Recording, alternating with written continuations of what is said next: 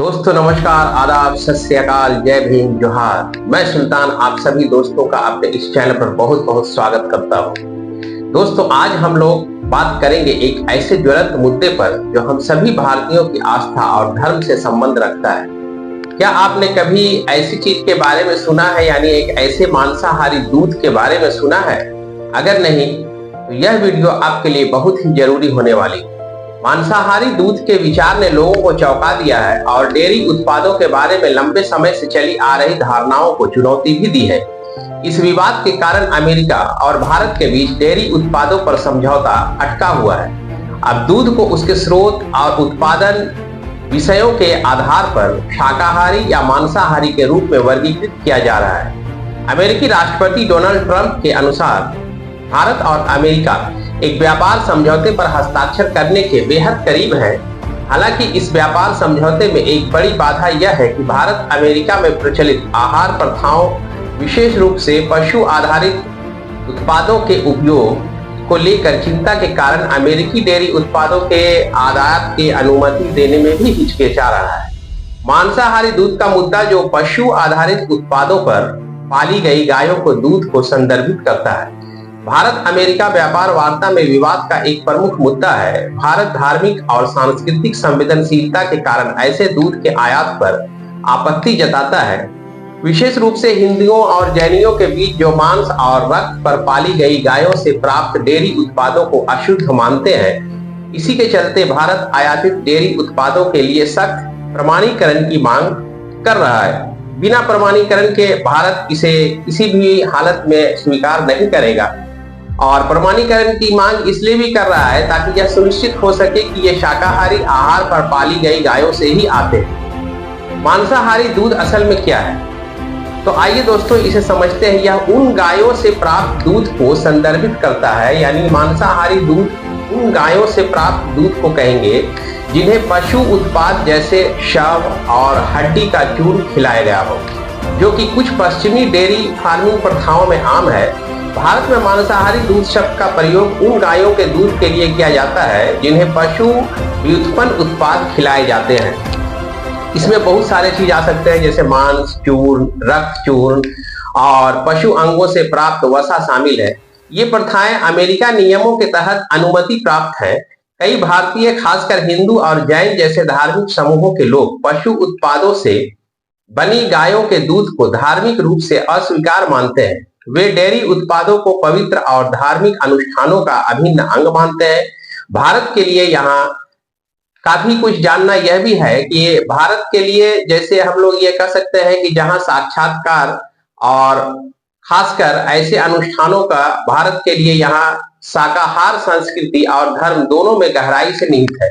यह एक लाल रेखा है। 2023 के विश्व एटलस के अनुसार लगभग 38% भारतीय शाकाहारी भोजन का पालन करते हैं और डेयरी, विशेष रूप से दूध और घी का हिंदू धार्मिक अनुष्ठानों में व्यापक रूप से उपयोग भी किया जाता है। ग्लोबल ट्रेड रिसर्च इंस्टीट्यूट, जिसे GTRI के अजय श्रीवास्तव ने PTI से बात करते समय ये कहा कि कल्पना कीजिए कि आप उस गाय के दूध से बना मक्खन खा रहे हैं जिसे किसी दूसरी गाय का मांस और खून पिलाया गया हो। भारत शायद इसकी अनुमति कभी ना दे। तो भारत की मांग सख्त प्रमाणन की है। अमेरिकी डेयरी उद्योग वर्तमान में शाकाहारी और मांसाहारी गायों के लिए अलग अलग आपूर्ति श्रृंखला नहीं रखता है, जिससे भारत के लिए आवश्यक विशिष्ट प्रमाणन प्रदान करना मुश्किल हो जाता है। यह वार्ता में एक प्रमुख बाधा है। भारत में जोर देकर कहा है कि किसी भी आयातित डेयरी उत्पाद के साथ यह प्रमाणन देना आवश्यक होना चाहिए कि उसे कभी भी पशु आधारित आहार नहीं दिया गया हो। आवश्यक प्रमाणन में यह गारंटी भी होना चाहिए, यह भारत की मांग है, कि स्रोत पशुओं को कभी भी मांस या हड्डी के चूर्ण से बने आहार नहीं दिए गए हो, जिसमें आंतरिक अंग, रक्त चूर्ण और जुगाली करने वाले सुअर के मूल के उत्तक शामिल है। अमेरिकी गायों को क्या खिलाया जाता है?